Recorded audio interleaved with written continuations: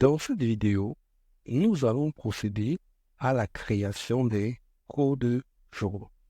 Alors, lorsque je parle de codes journaux ici, je parle des journaux dans lesquels les opérations vont être saisies. Alors, pour les créer, on vient au menu Structure, Code journaux. Alors, je dois avoir ou deux certaines explications. Alors, les codes journaux, je vous conseille de les créer par type d'opération.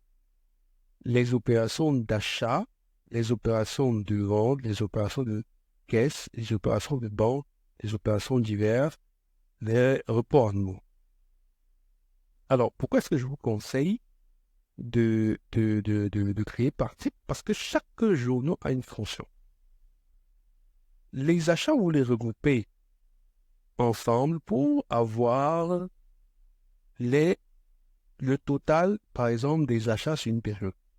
Si vous êtes une entreprise qui est sujette au paiement du précompte sur achat, c'est le total de votre journal achat mensuel qui vous permettra, par exemple, de déclarer le précompte. Si vous devez régler, là je crois que c'est tout le monde le fait, pour les déclarations mensuelles d'acompte sur chiffre d'affaires, la base, c'est quoi? La base, ce sera le total de vos ventes. Donc maintenant, si vous réalisez plusieurs types de ventes, il y a des ventes qui sont assujetties à la TVA, par exemple, d'autres qui ne le sont pas. Je vous conseille de créer aussi un journal pour les achats assujettis et pour les achats qui ne le sont pas. C'est très important de pouvoir regrouper vos opérations, d'avoir à chaque fois un journal qui soit homogène. Donc, toutes les opérations qui se retrouvent ici se ressemblent. Ça vous permet de faire de meilleures analyses. Alors, dans ce cas, nous allons créer les journaux standards qui sont utilisés le plus souvent.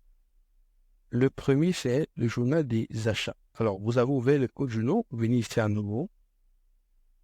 Code ACH pour achat. Vous allez l'appeler journal des achats. Nouveau, créer un autre. Code, vous donnez VTE pour les ventes. Vous voyez très bien, j'ai changé le type de journal. Nouveau. CAI pour la caisse. C'est de type trésorerie. Et vous voyez, dès que c'est de type trésorerie, on vous demande d'autres informations. Les types caisse, j'écris en minuscule journal de caisse.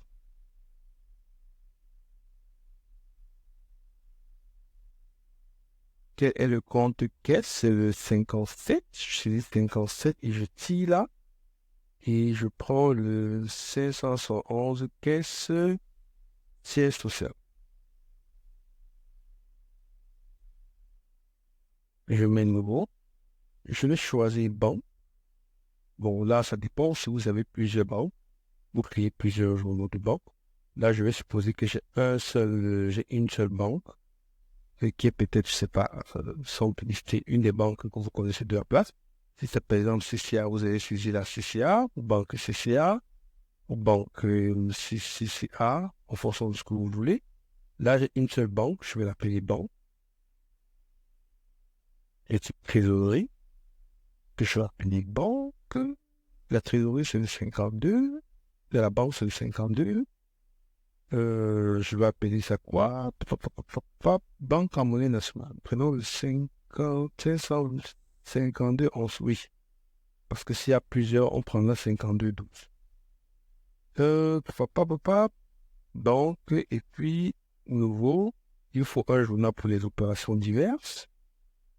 Un journal dans lequel on pourra saisir les opérations, les salaires, par exemple.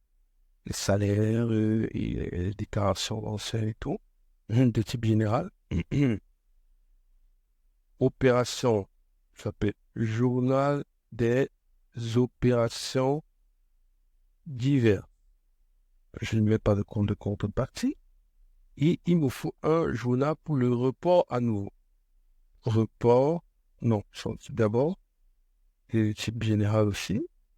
Report à nouveau. On va choisir comme compte partie. On choisit quoi? Donc, on va choisir un compte de report nouveau. C'est les 12. Report. OK, on met report un autre visiteur. Et si ce n'est pas le cas, on pourra ajuster l'ordre de la compta. Alors, journal des achats, je vais mettre un journal de banque pour harmoniser les données. Journal des opérations, je vais reprendre nouveau. Journal des ventes. OK. Voilà, ça c'est les principaux journaux. Vous connaissez la fonction de chaque journal. Et donc, nous pouvons passer à l'étape suivante, qui est celle de la création des taux de taxes.